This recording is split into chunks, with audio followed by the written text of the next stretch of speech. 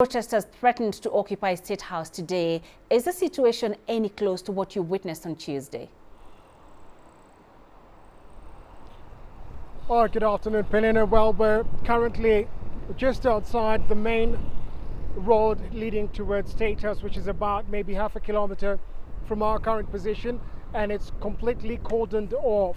You've got riot police here stopping anyone who's coming in or going out.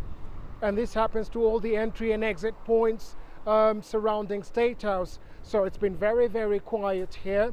But I can tell you that the central business district, which is probably about 2 kilometers to my left, we've already heard of protesters emerging there, and police have fired tear gas to try and disperse them. Now, the original objective, of course, was to occupy State House, which has been their slogan. They were to march up here, out to State House, to make their feelings known. But over the last couple of days, the government has deployed the military. We have seen them passing up and down this particular road, patrolling the capital city, including, I might add, elements of the special forces.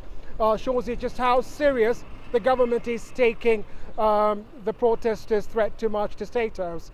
We've also had protests in other parts of the country, in several other towns outside the capital city.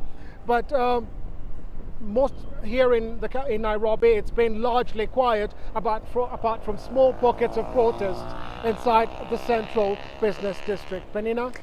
Robert, it was expected that protesters would have halted demonstrations after the president withdrew the bill. So why are they still pushing on? What are you hearing?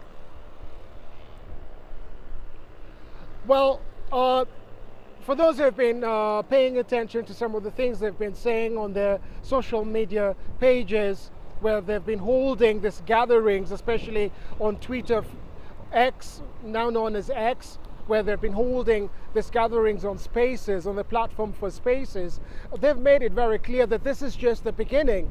They say that it's not just about rejecting the finance bill, it's also about correcting the path that this country is on at the moment. They talk about the health sector, which they say is rotten. They talk about corruption, which they say